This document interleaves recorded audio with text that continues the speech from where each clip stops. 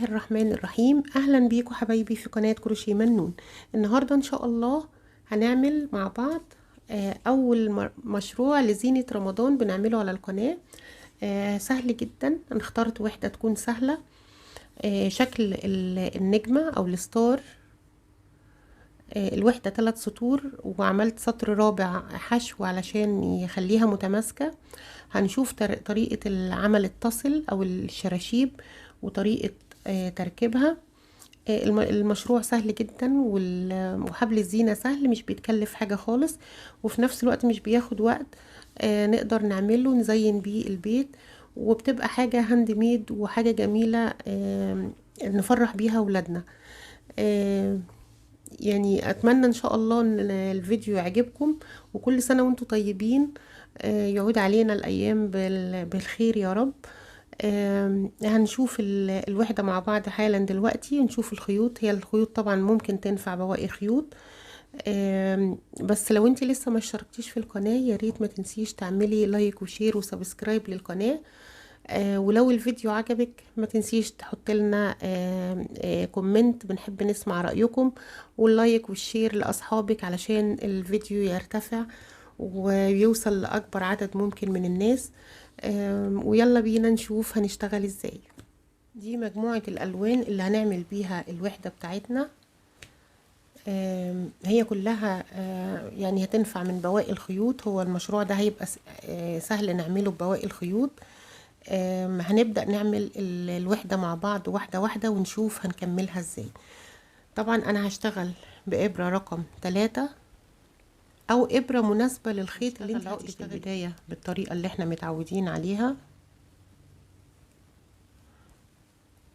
وهنعمل سلسلة مكونة من 5 غرز. 1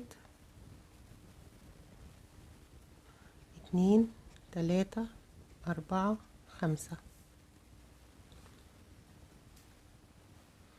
هقفلهم في اول سلسلة بغرزة منزلقة علشان تتكون عندي الحلقة دي.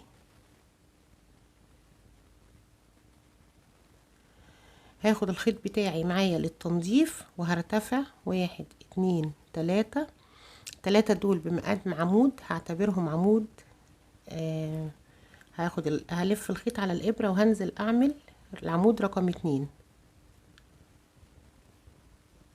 هلف الخيط على الإبرة وهعمل العمود رقم 3.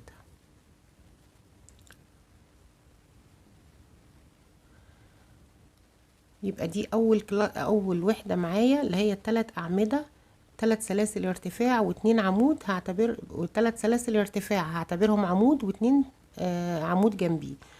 هاخد سلسلة واحدة والف الخيط على الإبرة وهنزل اعمل تاني وحدة. 1 2 3. انا هكمل كده لحد ما اكملهم 5 وحدات. انا كده وصلت لنهاية السطر، عملت ال5 وحدات، ال5 مجموعات، كل مجموعة عبارة عن 3 أعمدة، وبين كل مجموعة ومجموعة سلسلة. هقفل بغرزة حشو، يبقى هقفل في 3 سلسلة ارتفاع بغرزة حشو. الهدف من ان انا اقفل بغرزة حشو ان انا اطلع في نص المكان. هقفل بغرزة حشو مكان السلسلة اللي انا كنت المفروض اعملها. طيب هقفل بغرزة حشو، وبعدين السطر التاني هرتفع 1 2 3، وهبدأ اعمل صدفات في الفراغ. يبقى الصدفات هيبقى مكانها فراغ السلاسل اللي انا كونته ده. كل فراغ سلسلة هعمل فيه صدفة. الصدفة هتبقى مكونة من 3 عمود، 2 3. هعتبر سلاسل الارتفاع عمود واعمل كمان 2 عمود، يبقى كده 3 عمود. هعمل سلسلتين 3 سلاسل، وارجع اعمل تاني 3 عمود في نفس المكان. 1 2 3. يبقى كده الصدفة اتكونت. دي اول صدفة. المفروض ان انا هعمل يعني هعمل 5 صدفات. انا عملت واحدة، هاخد مسافة بينية سلسلة وارجع تاني اعمل الصدفة التانية. 1 2. طبعا السلسلة دي اقدر الغيها بس انا زودتها علشان تبقى الوحدة مرتاحة. 3. هاخد 3 سلاسل وارجع تاني اعمل في نفس المكان. 1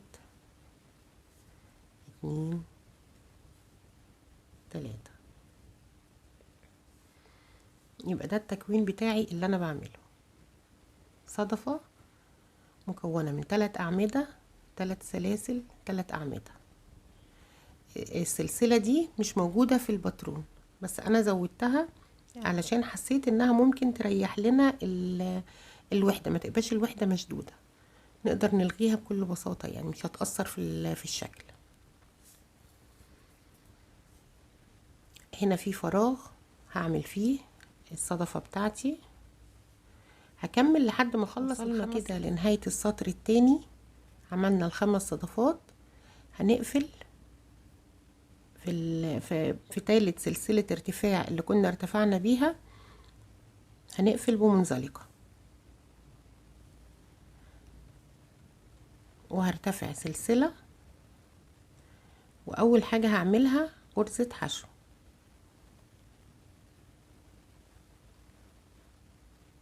وبعدين هلف الخيط على الابرة وهعمل في كل فراغ بتاع سلاسل الصدفات دي هعمل 4 أعمدة. 1 2 3 4. وبعدين 3 سلاسل. 1 2 3. وبعدين ارجع تاني اكرر 4 أعمدة. 1 2 3 4. يبقى انا التكوين بتاعي 4 أعمدة، 3 سلاسل، 4 أعمدة، يعني صدفة بس 4 أعمدة مش 3 أعمدة. ده الفرق بين السطر ده والسطر التاني. وهقفل في الفراغ اللي انا عملت فيه السلسلة ده، هقفل بغرزة حشو.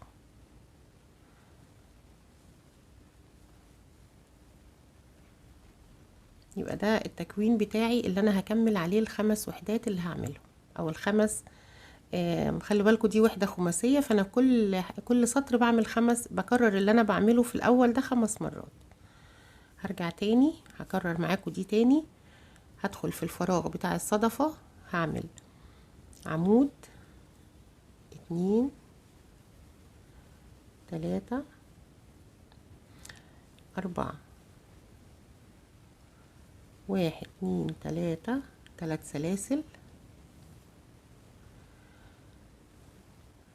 واعمل تاني 1 2 3 4. وهقفل في الفراغ ده بغرزة حشو. كمل تاني، هعمل الوحدة اللي بعديها، هعمل 1 2 3 4. 4 عمود بلفة، 3 سلاسل، وبعدين 4 عمود بلفة. 1 2 3 4. اخر حاجة هقفل بغرزة حشو. خلاص خلصت اخر واحدة. هقفل في اول في غرزة الحشو اللي انا بدأت بيها، هقفل بمنزلقة، وهبدأ اعمل في السطر الاخير غرزة حشو على كل غرزة. غرزة الحشو زي ما احنا عارفين انا بنزل اسحب غرزة واطلع منهم الاتنين، اخد لفة يبقى معايا لفتين على الابرة، اطلع منهم الاتنين. هعمل غرزة حشو على كل غرزة، يبقى بعمل 4 غرزة حشو في الفراغ ده، بعمل 4 غرزة حشو. هما كانوا 3 سلاسل بس انا بعمل 4 غرزة حشو علشان الزاوية بتاعتي تبقى مظبوطة. وبعدين ارجع تاني اعمل 4 غرزة حشو، يبقى انا بعيد على كل غرزة غرزة حشو، وفي فراغ السلاسل بعمل 4 غرزة حشو. باجي على مكان الغرزة اللي كنت عاملة فيها حشو دي هعمل غرزة منزلقة، وهكرر تاني. يبقى انا غرزة حشو، يبقى هنا 4 غرزة حشو، 4 غرزة حشو، 4. هكرر تاني، هعمل غرزة حشو على كل غرزة، 1 2 3 4. هيقابلني فراغ السلاسل هعمل فيه 4 غرزة حشو، 1 2 3 4. هاجي للأعمدة هنا 4 أعمدة هعمل عليهم 4 غرزة حشو، 1 2 3 4. هقفل في مكان غرزة الحشو في السطر اللي قبليه بغرزة منزلقة، وابدأ الوحدة الجديدة. هكمل وارجع لك. وصلت لآخر غرزة، هقفل بغرزة منزلقة،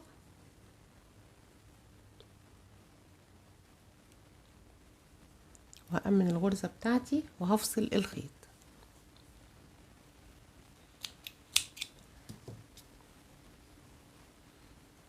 هأمن الفتلة بتاعتي وهبدأ أظبط الزوايا وانضف الخيط بتاعي. انا بنضف الخيط بإبرة الكروشيه، بدخله كذا مرة،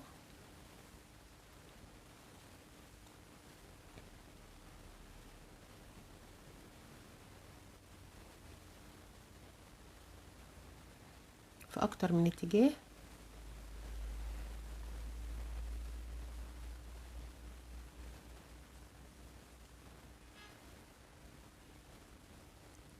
هو الهدف انه ما يخرجش. في الاخر ممكن اعمل عقدة زي دي كده خلاص. والجزء الباقي ده انا بنضفه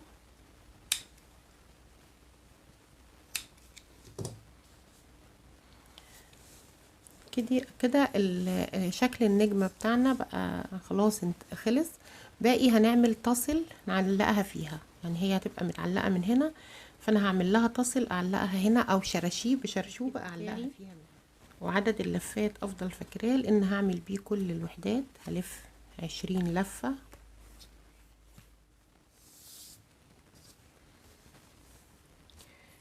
باخد جزء تاني من الخيط يكون مقاسه تقريبا 40 سنتي،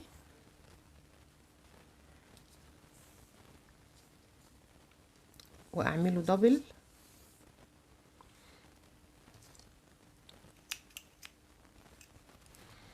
اول جزء هربط بيه من النص، هساوي الاطراف بتاعتي تبقى على النص، وهربط الجزء ده.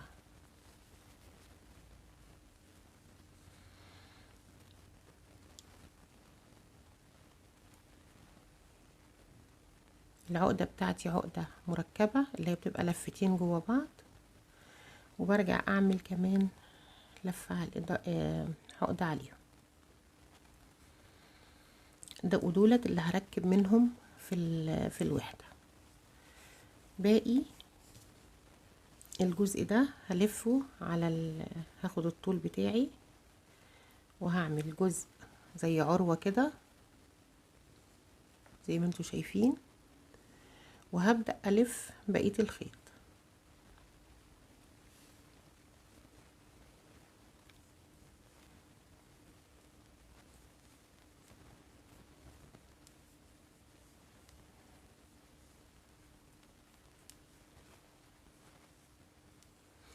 الجزء ده اللي باقي خلاص بقى طول التصل نفسها او اطول شوية، بدخله في الحلقة بتاعتي،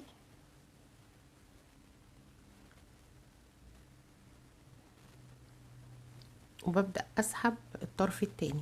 لما اسحب الطرف التاني الحلقة هتقفل. زي ما انتوا شايفين كده. ممكن ارجع اربط الطرفين تاني.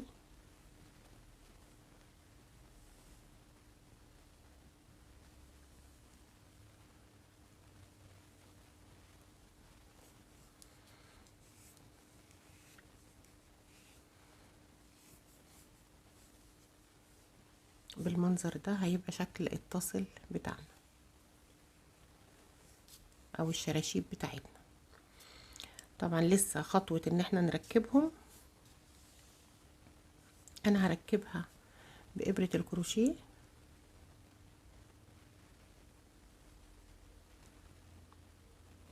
طبعا لو عندك خرزة او حاجة تقدري تحطي فيه خرزاية هنا، بس انا هركب من غير خرز.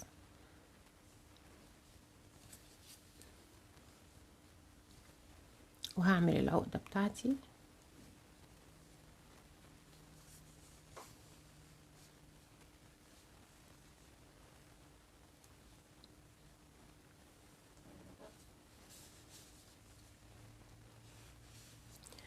والطرفين دولت هسحبهم في الطاسل نفسيها. هدخل بالإبرة من هنا وأسحب الجزء الأولاني، وبعدين هرجع أدخل تاني وأسحب الطرف التاني.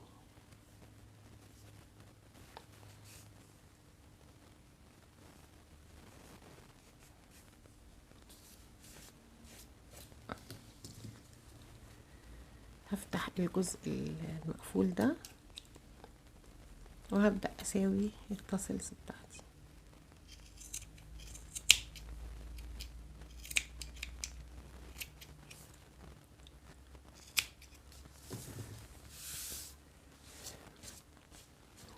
وده الشكل بتاعنا بتاع الوحدة. أنا عملت سلسلة بطول حوالي 30 سنتي أو أكتر. الطول ده زي ما انتي حابة. وهبدأ أشوف هركبها، يعني هركب الوحدة ازاي أو هعلق الوحدة ازاي. هلف الخيط لفتين على الإبرة وهنزل أدخل في الزاوية هنا،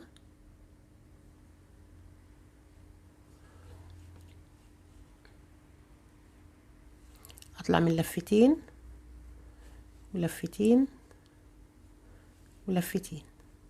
يبقى أنا هعمل عمود بلفتين، وبعدين هاخد المسافة البينية هتبقى ثابتة. يعني هعمل المسافة البينية ثابتة علشان ما يبقاش فيه عدم اتزان في الحبل اللي انا عاملاه. هعد 30 سلسلة ونرجع نركب التانية. عملت 40 سلسلة، دولت 40 سلسلة مسافة بينية، ودول هثبتهم زي ما اتفقنا. هاخد لفتين على الإبرة وهدخل في الزاوية بتاعتي، اطلع من لفتين لفتين لفتين، وهبدأ اعمل 40 التانيين. هكمل بقى لحد ما اخلص وارجع اوريلكم الحبل بعد نهايته ان شاء الله. وبعد ما خلصنا خلاص التشبيك بتاعهم، وده بقى الشكل النهائي بتاعهم. طبعا هو الحبل طويل، هو طوله اكتر من 1.5 متر، بس هوريكم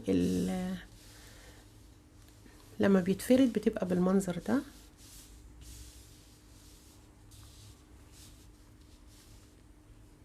هو شكله جميل جدا. اتمنى يا رب يكون سهل وتطبقوه، وكل سنة وانتم طيبين، تتعاد عليكم الايام بخير، وان شاء الله اشوفكم على خير في فيديوهات تانية كتير. وما تنسوش تعملوا لايك وشير وسبسكرايب للقناة، ومع السلامة.